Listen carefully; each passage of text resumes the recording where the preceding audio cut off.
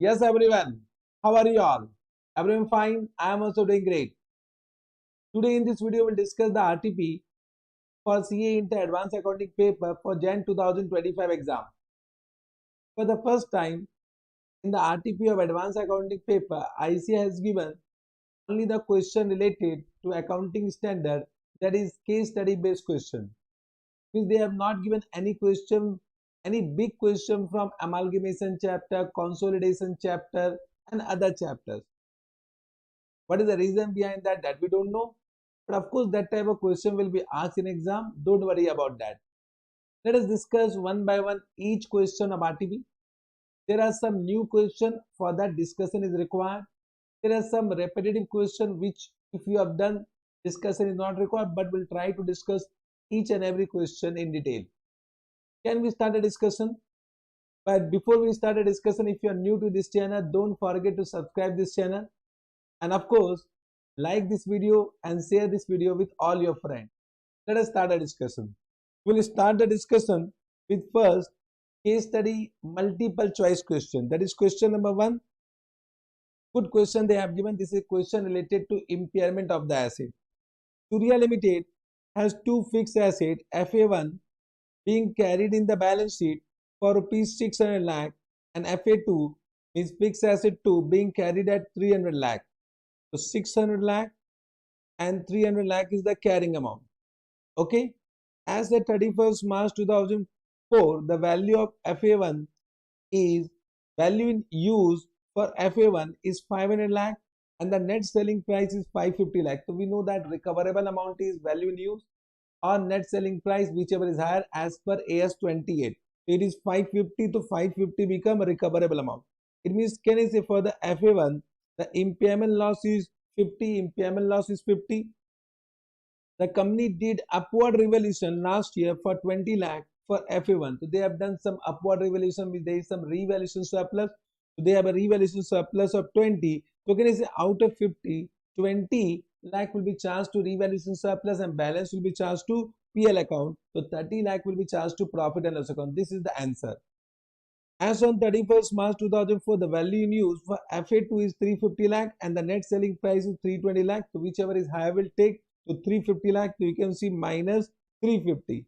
Correct? You can see in this case the recoverable amount of the asset is more than the carrying amount. It means there is no impairment loss. There is no impairment loss. Got this point? Now let us come to the answer. Question, multiple choice question. How much is the total impairment loss for the current year for FA1? We have already calculated, it is 50 lakh, option number 2. How much impairment loss will be charged to PL for the current year for FA1? That also we have calculated ki out of 50, 20 lakh will be charged to revaluation surplus and balance 30 lakh will be charged to PL account. So balance 30 lakh will be charged to PL account. Okay, sir. How much is the total impairment loss for current year for FA2? It is nil. Option number 4 is correct. What will be the carrying value as on 1st April 2024? So 1st April 2024 means we have done impairment testing on 31st March 2024. They are asking the carrying amount in at the beginning of next year. So that will be after impairment testing. So that is 550 lakh. For FA1 it is 550 lakh. So option number 1 is correct. At this point, this become the total what solution. Let us check with the solution. The 1 it is 2 3 4 1 2 3 4 1. Let us match with our answer. 2 2 3 then 4 then 1. 100% correct. Have you understood? Let us come to next one. General MCQ is there. General MCQ means this is related to the content of accounting standard. The debit or credit balance of foreign currency monetary item translation difference account. So if you remember para 46 and para 46A, so in that case exchange difference, which is exchange difference related to foreign currency, long-term foreign currency monetary item will be transferred to FCMITD account. So that FCMITD account where the debit balance or credit balance will be shown under the head reserve and surplus is shown under the head reserve and surplus as a separate line item. Option number B is correct. Option number B is correct. Okay, sir. Chalega. So this was MCQ question. Understand? Easy. It was simple. Means if you know AS 28, if you know AS 11, so you can answer it. It was not difficult. Can we come to descriptive question? Now, question number 3 related to AS1. Similar question we have in our question bank. ABC Limited has ABC Limited was making a provision for non-moving inventory based on non-issue for the last 12 months up to 31st March 2023. They are saying that there was some non-moving inventory and they were making some provision for that based on that there was no issue of that inventory for the last 12 months. Okay. The company want to provide during the year ending 31st March 2024, that is current year, based on a technical evaluation, which they want to change the method of estimation. Previously it was based on non-issue, correct? Now it need to be based on technical evaluation. So what they are saying, total value of inventory is 100 lakh. Provision required based on 12-month issue is 3.5 lakh, and provision required based on technical evaluation is 2.5 lakh. So now the provision from 3.5 lakh will reduce to 2.5 lakh. Okay, sir. Does this amount to changes in accounting policy? So of course it is not changes in accounting policy. Why? Because can you say they are just changing the accounting estimate. Provision is an estimation. Previously it was based on some other method. Now they are just changing the method of estimation. So this will be considered as changes in accounting estimate. This will not be a changes in accounting policy. Got this point?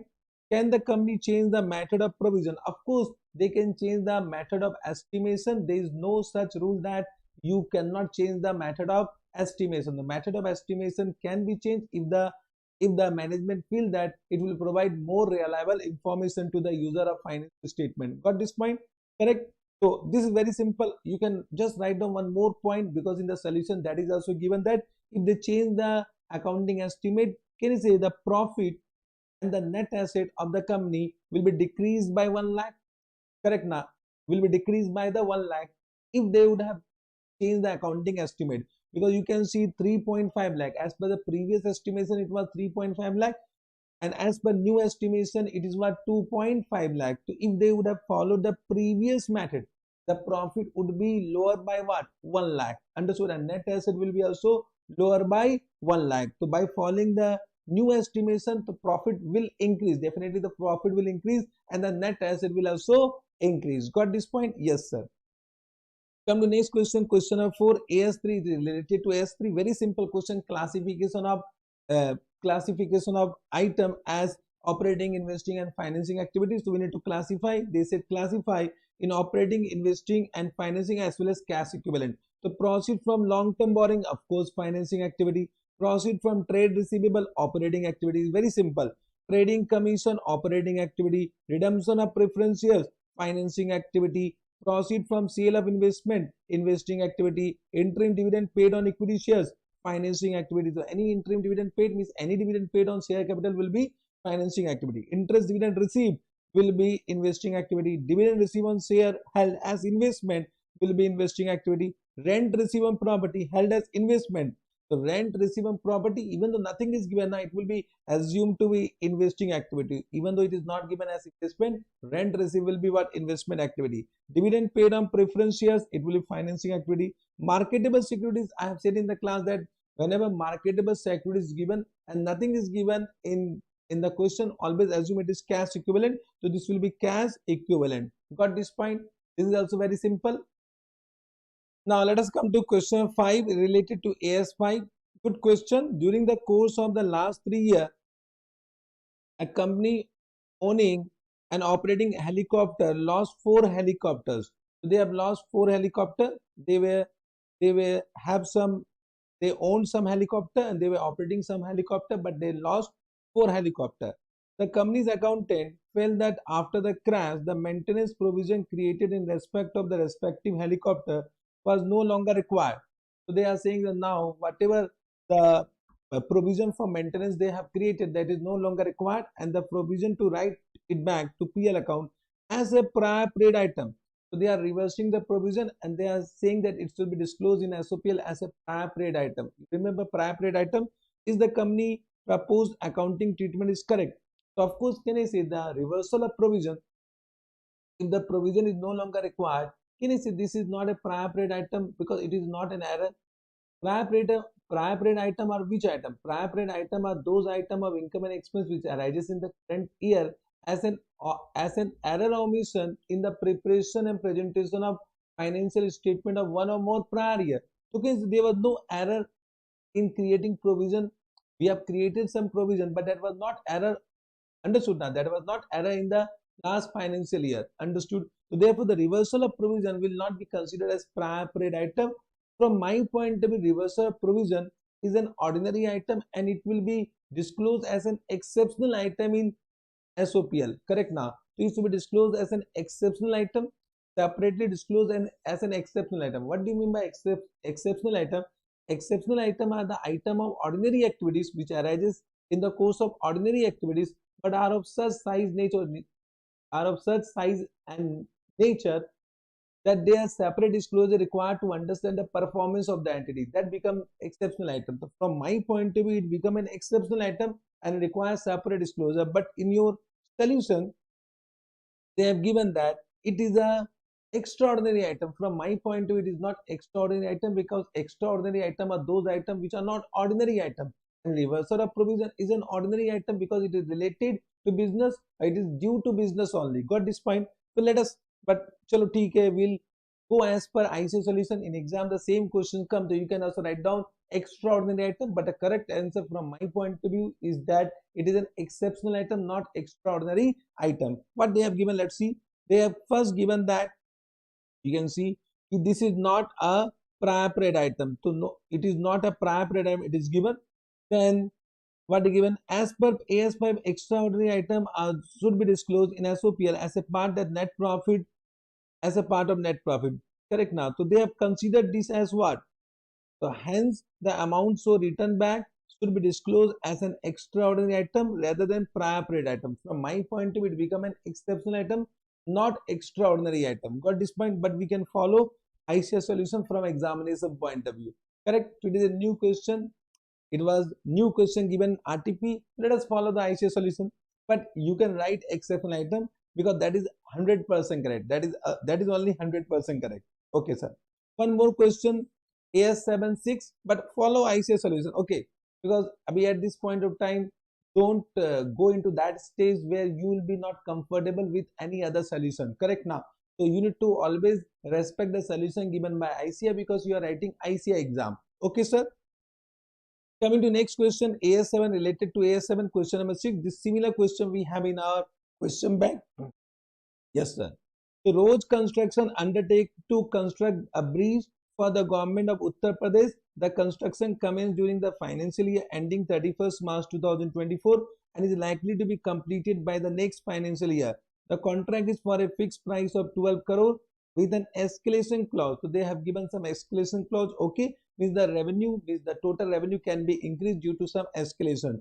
You are given the following information for the year ended 31st March 2024. Cost already incurred is 4 crore. Cost estimated, which is estimated to complete, will be incurred in future is 6 crore. Means total cost is what? Total estimated cost is 10 crore.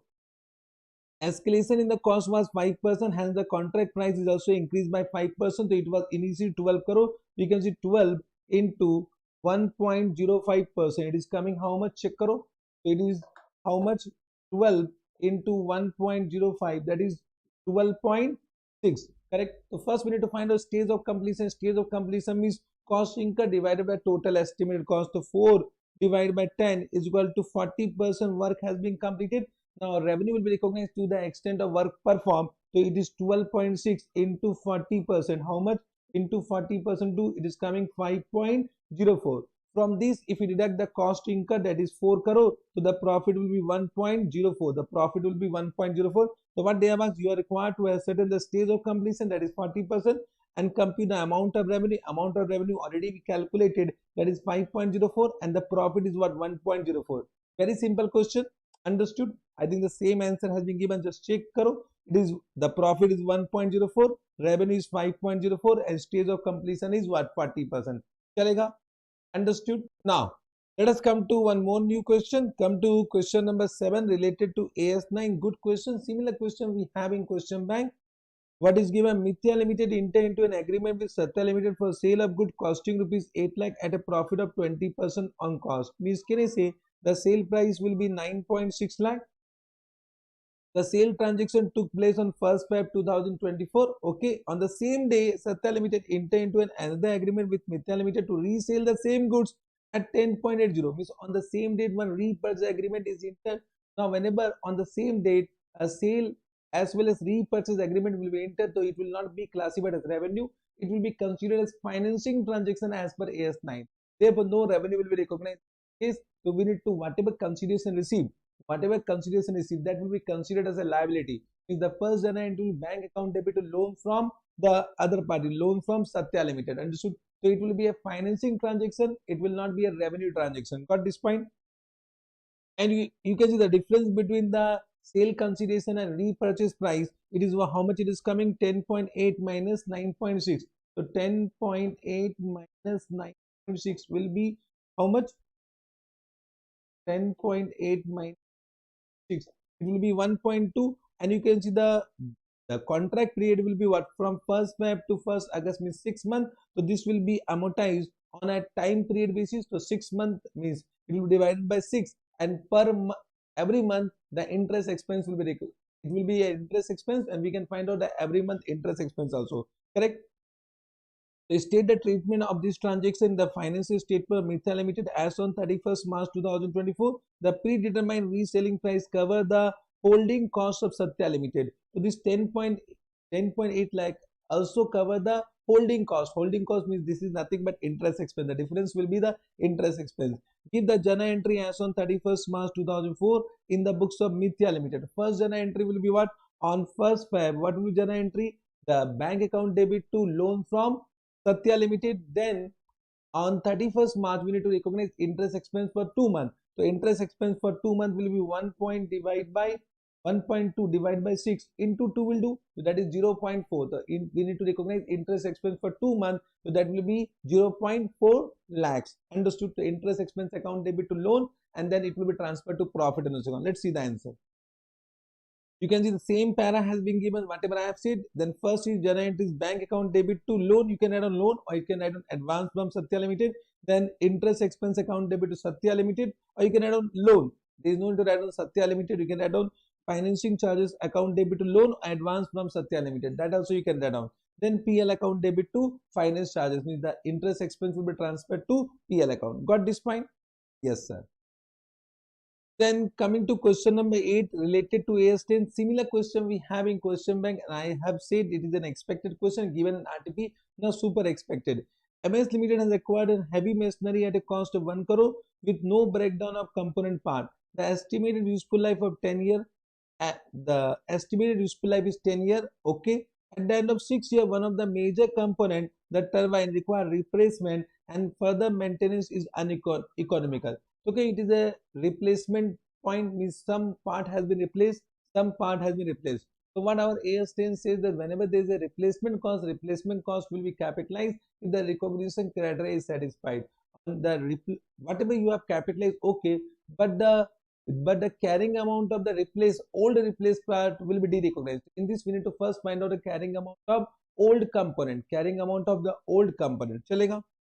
The remainder of machine is perfect and is expected to last for the next 4 years. The cost of new turbine is 45 lakh and the discount rate is 5%. You can see in this case, they have not given the breakdown of 1 crore. See how much cost is related to turbine and how much cost is related to balance part. In that case, what our AS10 says, that whenever you are not able to find out the cost of old component, then the cost of new component will be taken as an indication to find out the cost of old component. Therefore, can you say 45 lakh is the cost price of new component after 6 years? We can find out present value, and that will give an indication of the cost price of new component. Then we can find out the depreciation for old turbine for 6 years. So we can find out the carrying amount. So 45 lakh into present value factor. So it is how much percentage? 5% to 1.05 divide equal to, for how many years we need to find out? For 6 years. We can calculate it. So just calculate it. The present value factor that you can calculate. Okay, sir. Now present value factor is how much? It is coming 0.7462. So what will be the present value? You can calculate 45 lakh into 0.7462 is 33 lakh 57,900. So this become the cost price of old turbine. Now we need to find out carrying amount. For that we need to calculate accumulated depreciation for 6 year. Correct? Now we will divide by 10 into 6. It is coming 20 lakh 14,740. So what is the carrying amount? Minus 33 lakh 57,900. So that become 13 lakh 43,160. Okay, this become the carrying amount of old turbine. Now first we need to find out, after this we need to find out carrying amount of the entire machinery. So that is the cost price given 1 crore. From this 6 year depreciation, so 6 year depreciation is 60 lakh. Understood? So 40 lakh is the carrying amount. Can you see this 40 lakh is inclusive of this? So we'll de-recognize this particular part to minus what? We'll do minus 13 lakh 43,160 and will plus the cost price of new component. New component means new turbine, that is 45 lakh. So what is the carrying amount? The revised carrying amount after this particular accounting treatment will be how much? 40 lakh minus 1343,160 plus 45 lakh is equal to how much? Answer is 71,56,540. Got this point? Now what question they have asked? Can the cost of new turbine be recognized as an asset? So of course you need to write down the pair of AS10. Yes, it can be recognized as an asset because it meets the recognition criteria. What is the recognition criteria? That there is a probable future economic benefit for the next 4 years and the cost can be measured reliably because both the condition is satisfied. Therefore, it can be recognized as a asset. If so, what treatment or treatment this need to be given? Correct? Solution they have given, you can check. What is the carrying amount coming? 71,56,840. Same presentation has been given. You can check it. You will be able to understand. Okay, sir? Yes, sir. So this also done. Okay, sir. Now let us come to question number 9. Same question we have in our books related to AS11. Okay, Bansal company imported raw material worth $12,000 on 15 Jan 2024 when the exchange rate was 68 per US dollar. So what will be journal entry? Batao. It will be purchase account debit, or you can say raw material account debit, whatever you want to write down. Purchase of raw material or cost of raw material account debit to what? Creditor, because it is in credit, you will pass purchase account debit to creditor. How much? 12,000 into what will do? 68. It means 8 lakh 16,000. 8 lakh 16,000 will be the journal entry on 15 Jan. 15 Jan, this will be journal entry. Okay. The payment of transaction was made on 5th May 2024 when the exchange rate was 64 per US dollar. But at year end 31st March 2024, the rate of exchange was 65 per US dollar. What AS11 says that initial recognition will be done at transaction rate exchange rate, but subsequent recognition will convert all the foreign currency monetary item by using closing exchange rate. Correct? So as on 31st March 2024, can you see this creditor being a foreign currency monetary item recognition, but nothing will be done with the cost price of raw material, nothing will be done with the cost price of raw material. So can you see now 68 becomes 65, so there is a gain how much? It is 3 rupees per dollar. So 12,000 into 3. So what is the gain? So what journal entry will do? Creditor will decrease creditor account debit to gain. Exchange gain, you write down exchange gain. How much? 36,000 will be exchange gain, and that exchange gain will be transferred to PL account. Correct? Settlement was done on 5th May. So 5th May 2024, settlement was done on 5th May, and that time the rate become how much? From 65 it becomes 64. From 65 it becomes 64. So further decrease by 1, further decrease by 1. So once again there is a gain. So creditor will do payment creditor. So creditor is coming how much? It is 12,000 into 65. 12,000 into 65 because already you recorded on 31st March at 65. It is coming 7 lakh 80,000. To bank you will do payment. Payment is done on 5th May when the rate was 64. It will be 12,000 into 64. It is how much? 7 lakh 68,000, and gain, exchange gain will be how much? It is 7 lakh 68 minus 7 lakh 80,000. If you do, it is 12,000 gain. So 12,000 gain will be transferred to profit and loss account. This is the entire accounting treatment. Correct? Now what the question says, the accountant of the company Pass entry on 31st March 2024, adjusting the cost of raw material consumed for the difference between 64 and 68. First, the 64 was the rate on 58. That was on 5th May. But they have done the difference and they have adjusted the difference in cost of raw material consumed. Can I say 100% wrong? This is not as per AS11. Correct now. Discuss whether the treatment is justified as per the provision of AS11. Of course, it is not justified as per AS11. So you need to say that initial recognition will be the will be this particular journal entry, and subsequently a gain of 36,000 will be recognized on 31st March 2024. Correct, and then a gain of 12,000 will be recognized on 5th May 2024 in the next financial year, and the gain will be adjusted with the with the with the amount of creditor means on subsequent recognition and settlement also. Got this point? This will be the correct accounting treatment. You can see same thing they have given. Also on balance sheet date, such transaction is reported at closing rate, and a gain of how much they have given, the gain amount there, the difference, that is gain of 36,000 will be shown as an exchange gain in the PL account. Okay, and it will not be adjusted with the cost of raw material.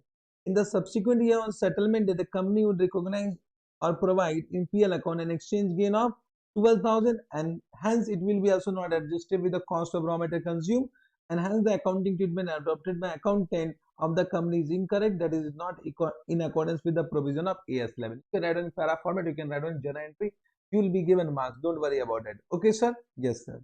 Next question is based on AS14. They have asked you to calculate PC. Okay, Asta Limited is absorbed by Nishna Limited, the consideration being takeover of liability, the payment of cost of absorption not exceeding 10,000. So whatever liquidation expense is paid, that is not a part of PC.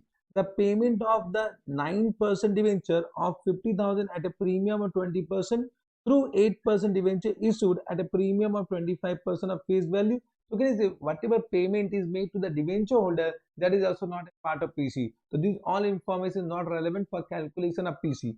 And the payment rupees 15 per share in cash, and the allotment of 3 11% preference shares of rupees 10 each, and 4 equity shares of rupees 10 each at a premium of 20% of fully paid for every 5 shares in Asta Limited. Okay, so this information is relevant for calculation of PC cash payment and the preference shares allotment and equity shares allotment. The number of shares of vendor company are 1,50,000. So this is the total number of shares. How much cash? Cash will be 1,50,000. What is the payment per share in cash into 15? So 1,15,000 into 15. How much it is coming? It is 22,50,000. This comes to 22,50,000.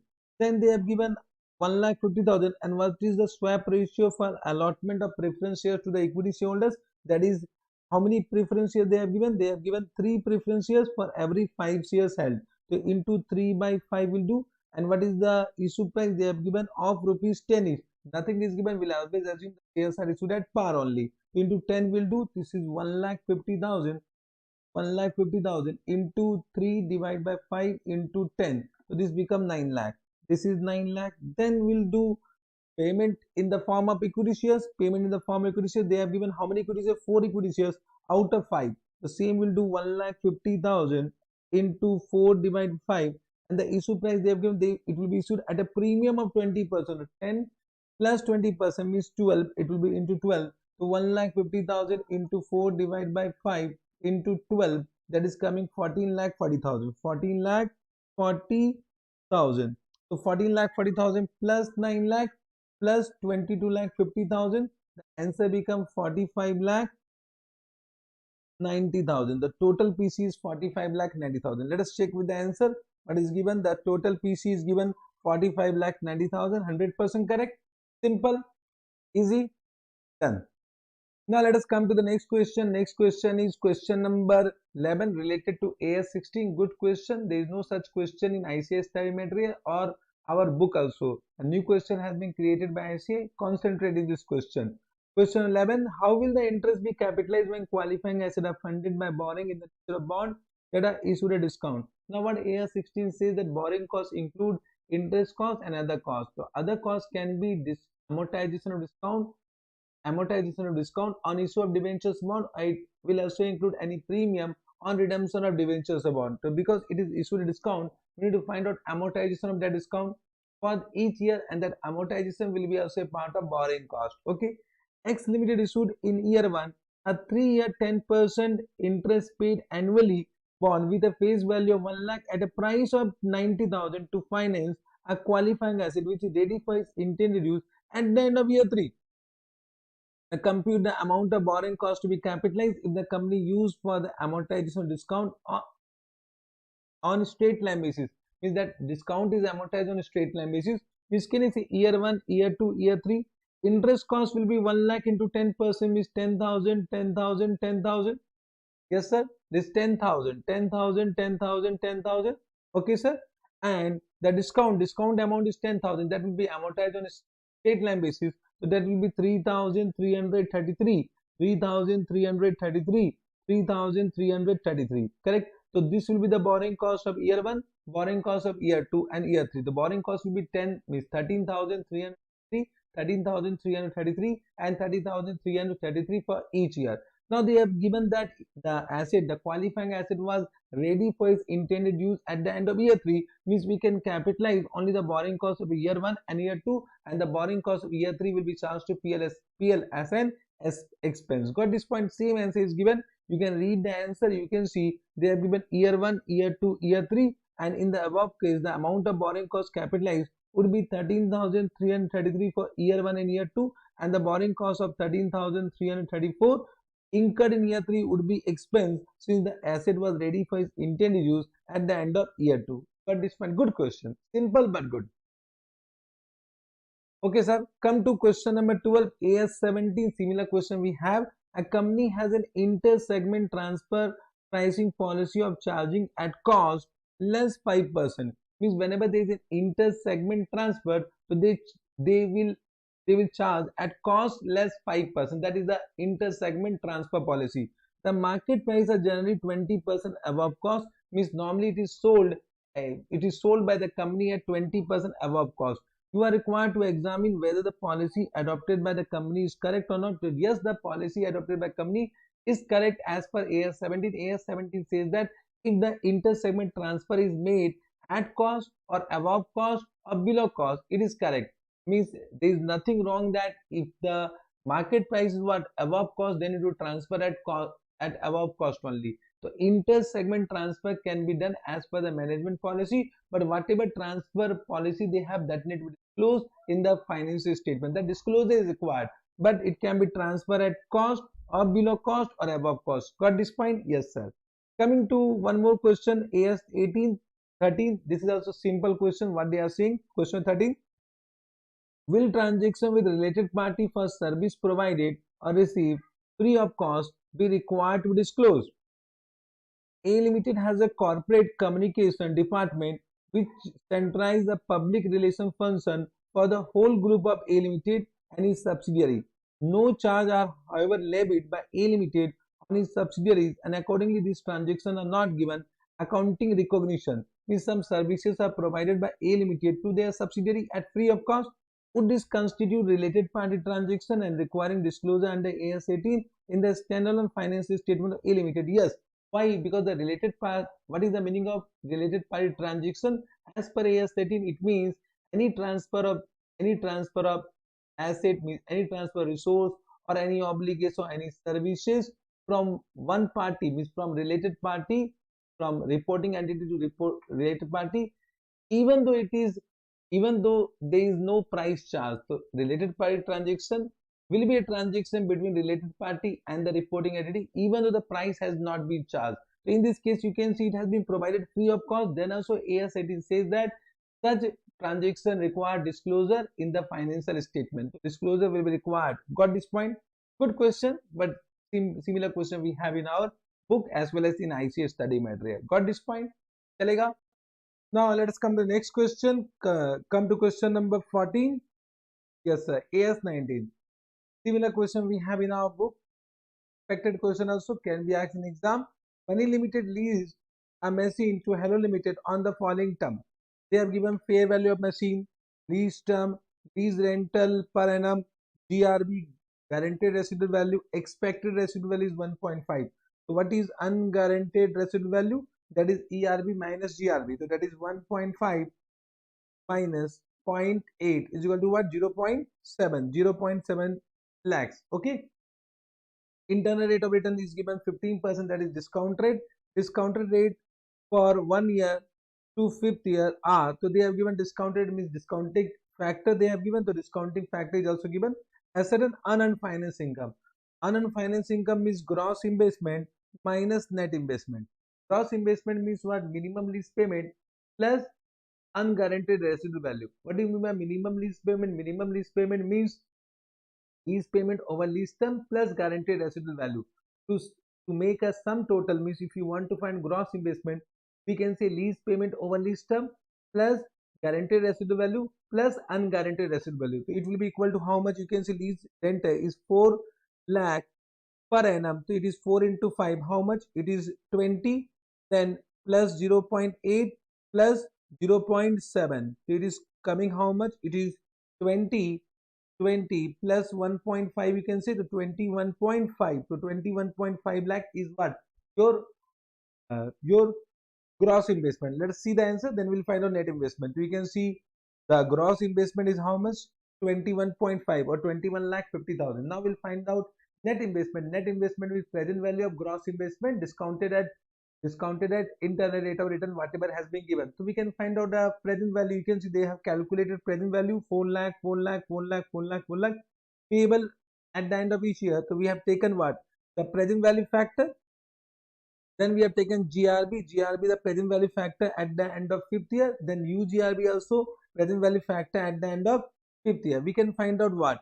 The present value, this become net investment. Now gross investment was 21 lakh 50,000. Net investment is how much? 13 lakh 45,852. The difference will be unearned finance income. The difference will be 8 lakh 4,148. That become unearned finance income. Very simple. Unearned finance income means for finance income which is not yet earned, which is not yet earned means which is not yet recognized in a fiscal statement. Got this point? Simple. Calculation base, very simple. Let us come to the next question. This is a good question, new question I will say. No, this type of question has been not given in IPS study method, not in our question bank. Good question, but similar concept we have done. XYZ Limited has a wholly owned subsidiary BC Limited. The group prepare consolidated financial statement for the year ended 31st March 2024. When you read the question, you think it's a question of CFS, but it is a question of AS20. XYZ Limited in its separate financial statement has incurred a loss of 2 crore during the year, while the consolidated profit for the entire group during the year is 40 lakh. So in separate financial statement there is a loss of 2 crore, but in CFS there is a profit of 40 lakh. XYZ Limited has a 5 lakh shares outstanding as on 31st March 2024. Further, it has granted an option to issue equity share as on that. So some option has been granted. Whenever there is an option granted, that become potential share. For each potential equity share, we calculate, for whenever there is a potential equity share, we calculate diluted earning per share. Now, what AS20 says that if due to conversion of potential equity shares, due to conversion of potential equity share into equity shares, if earning per share decline, then that become dilutive potential equity share, and only dilutive potential equity share should be considered for calculation of diluted earning per share. It means if due to conversion earning per share increases, or we can say loss per share decreases, then in that case the potential equity share will become anti-dilutive, and anti-dilutive potential equity share should not be considered for calculation of diluted per share. Got this point? In this case, they agree in respect of such option, 1 lakh shares are considered to be the shares issued for no consideration. So they have given the dilutive component in the option, that is 1 lakh shares.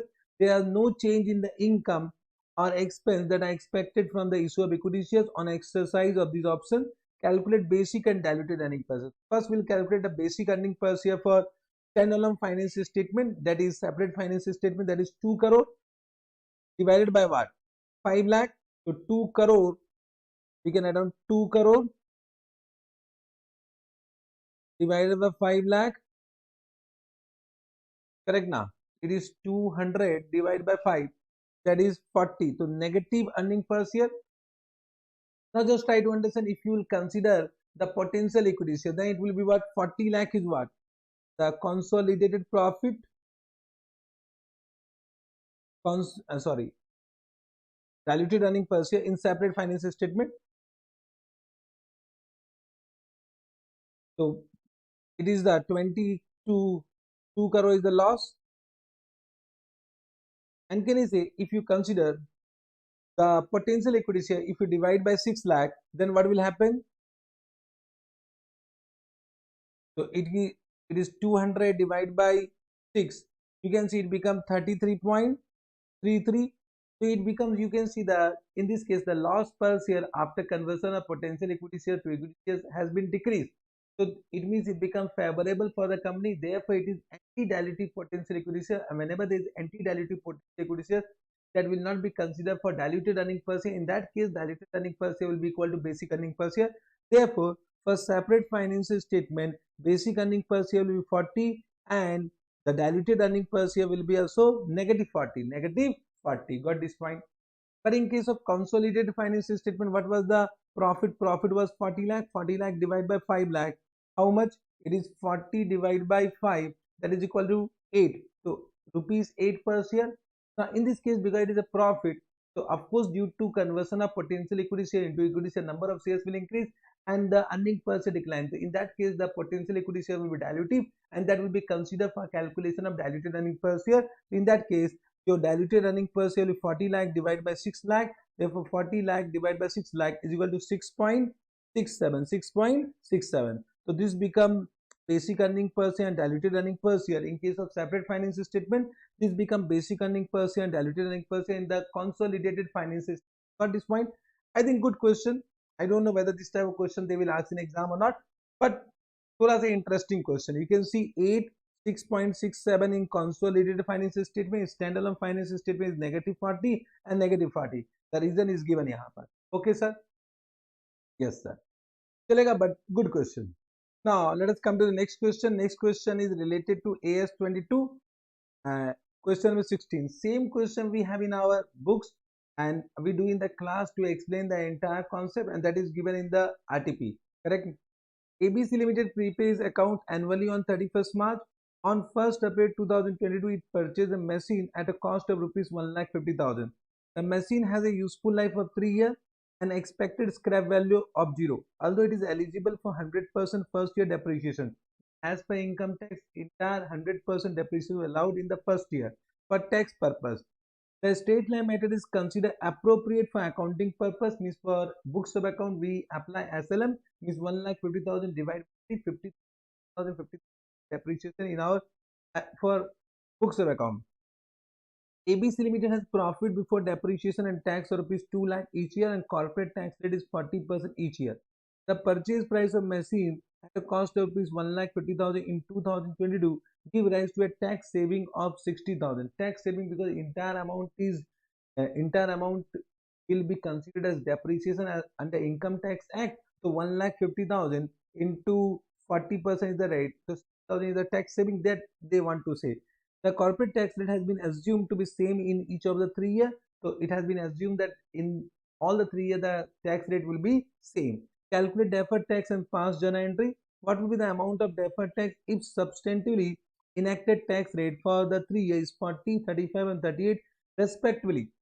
Similar question we do in the class. In first case we assume 40%, in second case we have assumed that only, and same to same question has been given RTP. When I was reading this question, I was feeling that they have taken question from my book only. Got this point? I will explain with the solution which I have done in the class. Means I don't like the solution given in the ICM RTP. The solution which I have taken in the class, that only I am from that only I am explaining. So you can see situation one is what assuming tax rate for every year is same, and then we have assumed 40%. You can see the first will be a statement of PL for the 3 year. So they have given 2 lakh profit before tax, profit before depreciation and tax. They have given 2 lakh, 2 lakh, 2 lakh. From that, can I say will deduct depreciation as per books of account, that is 50, 50, 50. So we deducted 50,000, 50,000 and 50,000. So this become profit before tax. Can I say from this we deduct tax expense, and tax expense will be current tax plus minus deferred tax. So it means we need to make one working note for current tax, one working note for deferred tax. First we'll do calculation of current tax. So current tax will be as per Income Tax Act. So we need to find out taxable income. So first I have written profit before tax. Then we have added depreciation as per book, 50, 50, 50,000 will be added, and then depreciation will be allowed as per income tax, which is first year 1,00,000, Second year it will be nil nil. So 1,50,000 deducted from the first year, second year and third year nil. So this becomes the taxable income for first year, second year, third year, and because the rate of tax for the each year is same, 40%, 40%, 40%. So current tax become 20,000, 80,000, and 80,000. But you understood? This we have written in our SOPL 20,000, 80,000, and 80,000. Chalega. Then we'll calculate deferred tax as per the requirement of AS22. So calculation of deferred tax, you can see first year, second year, third year. So we need to find out timing difference which is originated and reversed during the year. So how much timing difference originated, that we need to find out. You can see, just try to understand the one format I have given, that first we write an opening balance of timing difference. So first year the opening balance was nil. Second year, can I say, for the first year opening balance was nil. So how much timing originated in the first year? You can see 50,000. The difference was 1,50,000 and 50,000. You can see PBT and taxable income difference 1 lakh, and this was originated because of excess depreciation allowed under income tax. So 1 lakh excess depreciation, that becomes the timing difference, that will be reversed in second year. So timing difference originated during the year is 1 lakh, reverse is nothing, so this become closing balance of timing difference, correct? This will become opening balance of the second year. And can I say, in the second year 50,000 will reverse, 50,000 got reversed, so 50,000 got reversed, so remaining is 50,000. Then it become opening balance of the third year and again reverse 50,000. So the timing difference closing balance for the third year will be 0. So it means timing difference as on year end of each year is 1,50,000 nil. Can I say, on that we'll calculate deferred tax liability. Why deferred tax liability? Because can I say, under income tax we are paying lower tax initially but higher tax in subsequent year. It means we need to recognize deferred tax liability. Whenever we are paying lower tax initially and higher tax in future, it means right now we need to recognize DTL and that will reverse subsequently. For this point, or you can say in this way, expense has been allowed in the current year, first year, which will be disallowed. So whenever it will be disallowed in subsequent year, so whenever it is disallowed, can I say, we need to pay high tax. So for that high tax, right now we need to calculate deferred tax liability. You can think in that way also. Okay, DTL will be created for this. DTL, how much will be created? 40,000. So DTL required with 40,000 at a rate of 40%. Then in this it will be 20,000 and then it will become nil. So this is DTL at year end, correct? Can you will compare with DTL at year beginning. So you can see the first year DTL opening balance was 0, but this will become the opening balance of DTL. This will become the opening balance DTL for third year. It means how much DTL created in the first year? 40,000. How much DTL reversed in second and third year? 20,000 and 20,000. So DTL created means that become deferred tax income and deferred tax expense, and DTL reversed, that become deferred tax expense. So for creation of deferred tax liability, what journal entry will do? Journal entry will be DT expense account debit to deferred tax liability, DT expense account debit to deferred tax liability, and for reversal of DTL, reverse journal entry will do what journal entry? Deferred tax liability to DT expense. Correct now? Understood this point? Have you understood? So how much DTL created? You can see 40,000 will be added here, then 20,000 deducted, 20,000 deducted. This becomes the total tax expense, and total tax expense for the all the year will be 60,000, 60,000, 60,000, and the profit for the year will be 90,000, 90,000, and 90,000. This much you have understood? Have you understood this point? Correct now. This only they have informed in the solution also. I hope this calculation is more easy to understand. First calculate current tax, then calculate deferred tax, then calculate deferred tax liability or deferred tax asset as the case may be. This question there was deferred tax liability. Chalega? Yes sir. Okay sir. Now they have also asked what if the tax rate are different. So that also we have done situation 2. If the tax rate of the year are different, and that is 40%, 38%, and 35% and 38%. So same thing can I say, will prepare SOPL. You can see we started from PBT, then less tax expense. We need to find out current tax and deferred tax. First we'll calculate taxable income. Taxable income remains same as per the previous situation only. So taxable income 50,000, 2 lakh and 2 lakh. Now the current tax rate is different, so we can find out the current tax expense. Half for current tax, what journal entry? Current tax expense account debit to current tax liability. That will be journal entry for current tax expense. Yes sir. So you can see this will be disclosed in our SOPL 20,000, 70,000, 76,000. Now we'll find out what The deferred tax, the 1 second we'll find out deferred tax and the timing difference. The timing difference originated. Now we know originated in the first year is how much? Originated in the first year is how much? 1 lakh. Then reverse. So what is the closing balance? Always we can do in this way. If you have understood now, you can write down in this way. If this was originated, then this was reverse. So what is the closing balance of timing difference? Closing balance, always find out the closing balance of timing difference. So this 1 lakh, then 50,000 they nil, because out of this 1 lakh, 50,000 reverse, the balance is 50,000, then again 50,000 reverse, balance become 50,000. In this you apply the tax rate. In this you apply the tax rate to 40%, 35%, 38%. Now that will be DTL at year end. So DTL at year end is 40,000, 17,500 and nil. Correct now. Understood. Now compare with the opening balance of DTL. So opening balance is nil. This become opening balance of second year. This become opening balance of third year. Now this is the DTL created. This is DTL reverse. This is DTL reverse. Understood? Have you understood? To 40,000, 22,500, 70,500. This will come as negative item in SOPL. So now we can write down 40,000 plus 22,500 negative and 70,500 negative. So we can find out total tax expense. Then we can find out the profit for the year.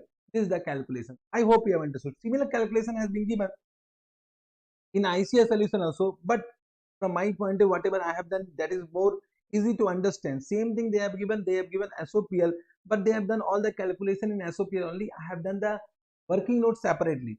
Easy to understand, but same thing has been given. How they have given journal entry, because they have asked. So journal entry for current tax expense account debit to current tax liability. But they have done PL account debit to current tax. From my point of view, this is not correct. Journal entry will be current tax expense account debit to current tax liability, and then current tax will be transferred to PL. The PL account debit to current tax expense. So they have done one closing entry, PL account debit to current tax. Got this point? Then PL account debit to deferred tax liability. Correct? Then PL account debit to current tax. From my point of view, this is current tax liability. Got this point? Then deferred tax liability to PL, because reverse. Correct now? Then deferred tax liability to PL. Understood? Correct. Then they have given what? The second case, you can see 40,000, 17,500 zero, and how much is debited and credited in what? SOPL. That information has been given. I have just done as per calculation point of view. They have done directly. If you can do directly, you can. This answer is also preferable from examination point of view. Got this point? Correct. But this type of question, I don't know whether they will ask or not, because the question of 5 marks. If the question is of 5 marks, this solution becomes lengthy. Okay, sir? Yes, sir. Is also done? Simple? Chalega? Yes, sir. Now come to question number 17, AS23. Simple question. Okay, you can do it. A Limited invested rupees 1 lakh to acquire 10% stake investment 1 in B Limited, and later invested 3 lakh to acquire additional 20% investment 2. The net asset value of B Limited at the respective investment date was 7 lakh 50 and 12 lakh 50 respectively. Determine whether B Limited is an associate of A Limited. Also calculate goodwill arising on acquisition of the associate. So can I say associate is an entity in which the investor exercise significant influence. Significant influence means power to participate in the decision making process. And normally what AS23 says, that if an entity hold directly or indirectly 20% or more than 20%, then it is always presumed that the entity has significant influence. Therefore, in this case, you can see initially they acquired 10%, and subsequently they acquired 20%. So total it becomes 30%. So it means A Limited is an investor, and B Limited become the associate of A Limited. Of course, AS23 will be applicable in the consolidated financial statement of A Limited, and therefore they need to calculate goodwill on acquisition of the associate. But that goodwill will not be, only that will be disclosed. Correct now? But we need to calculate goodwill. So you can see in the first instance, in the investment one, what is the cost price? Cost price 1 lakh. And what was the net asset? 7 lakh 50,000. So 7 lakh 50,000 got 10%, 75,000. So understood. In the first acquisition, 25,000 is the goodwill. In the second acquisition, what is the cost price? 3 lakh. And then they acquired 20% for 3 lakh.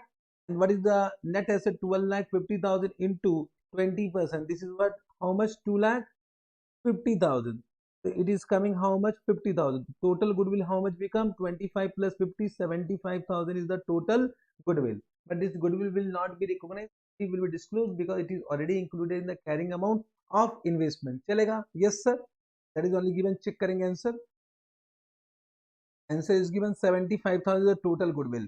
चलेगा? You can read the answer has been given. Come to the next question. Question number 18 related to AS24. This is theoretical question. Of course, you can do it by your own. What are the disclosure and presentation requirement of AS24 for discontinuing operation? Just read it.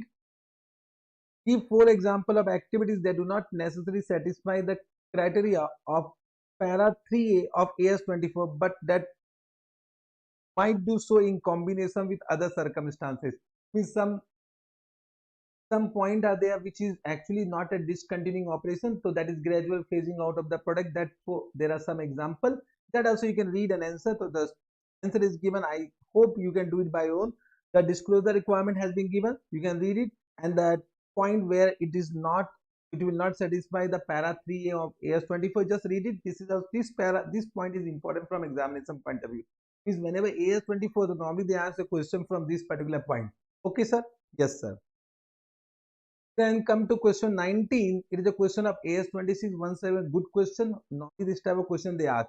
During 2023-24, an entity incurred cost to develop and produce a routine low-risk computer software product as follow. Completion of detailed program and design phase 1, 25,000.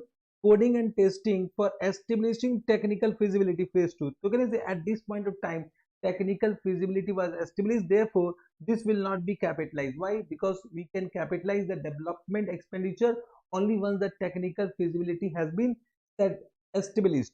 Other coding costs will be capitalized, testing costs will be capitalized, product master for training material will be also capitalized. But can I say once the product master file is created, then whatever, then in that case, means if you read the entire question, duplication of computer software and training material from product master, means this is nothing but they are just generating the inventory. The product master file is created, now they are copy pasting it for the training material. So this is the cost incurred after development phase, will not be capitalized. Packing of the product, this is the cost price of inventory, I will say, this will also not be capitalized. So these three will be capitalized. After completion of phase 2, it was established that computer software is technically feasible for the market. What amount should be capitalized as software cost in the books of the company on the balance sheet date? So 42 plus 12 plus 13 will be capitalized. Chalega? Yes sir. Then AS29, they have asked one question which normally we do at CA final level. This question they have taken from CA final book. At CA inter level, they are taking question from CA final book. This time RTP, I will say yes, whatever question they have given, quality based. Correct now. Good question they have asked. I'm surprised that they are asking this type of questions. During the year, QA Limited delivered manufactured product to customer K. The product were faulty, and on 1st October 2003, customer K commenced legal action against the company claiming damages in respect of losses due to supply of faulty product. So the customer has filed a case against QA Limited on 1st October 2023. Upon investigation, the QA Limited discovered the product were faulty due to defective raw material purchased from supplier F. Now they came to know that actually they purchased some raw material which was defective from the supplier. Therefore, on 1st December 2023, the company commenced legal action against F claiming damages in respect of supply of defective raw material. So now the company QA Limited has filed a case against the supplier F. QA Limited has estimated its probability of success of both the legal action, the action of K against QA Limited and action of QA Limited against F is very high. Means the winning chance of K Limited in the first case and the winning chance of QA Limited in the second case is high. Means in the first case, from QA Limited point of view, there is a chances of loss, and in the second case, from QA Limited point of view, the chances of winning the case is high. Understood? Yes sir. So from first case there is some obligation, there will be some outflow of resource. In second case there can be some recovery, there will be some inflow of cash. Understood what I am saying? On 1st October 2023, QA Limited has estimated that the damage it would have to pay K would be 5 crore. So on 1st October they have estimated that 5 crore may be paid. This estimate was revised to 5.2 crore on 31st March 2024. Okay, only whenever we are creating provision, 31st March. Therefore, this information is not relevant. We need to only consider 5.2 for creation of provision.